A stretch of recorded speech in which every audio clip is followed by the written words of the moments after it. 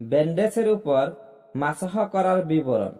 যখন উযু করতে ইচ্ছুক ব্যক্তি শিঙা নেয় অথবা তার কোনো অঙ্গ আঘাতপ্রাপ্ত হয় কিংবা ভেঙ্গে যায়, অতঃপর সে উক্ত স্থানটি কাপড়ের টুকরা বা পটি দ্বারা বেঁধে নেয় এবং সে আঘাতপ্রাপ্ত অঙ্গটি ধুইতে পারে না, মাসাহ করতেও পারে না।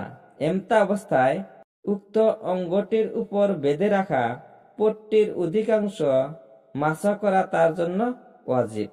শিঙা নেওয়া ব্যক্তির পট্টির মাঝখানে শরীরের যতটুকু অংশ দেখা যায় তার উপর মাসাহ করাই যথেষ্ট, তা ধৌত করা ফরজ নয়।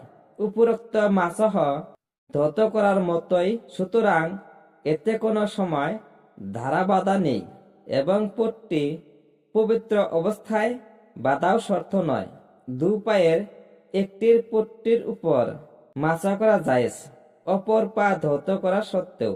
জখম ভালো হওয়ার পূর্বে পট্টি পরে যাওয়ার কারণে মাসাহ বাতিল হবে না।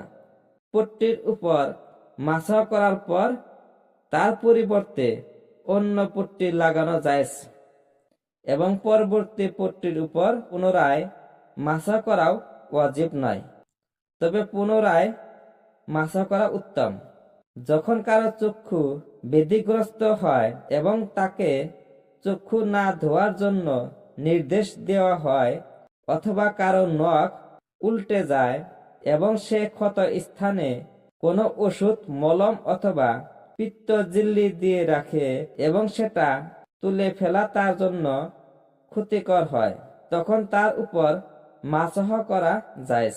যদি মাসাহ করাও তার জন্য ক্ষতিকর হয় তবে তাও ছেড়ে দেবে।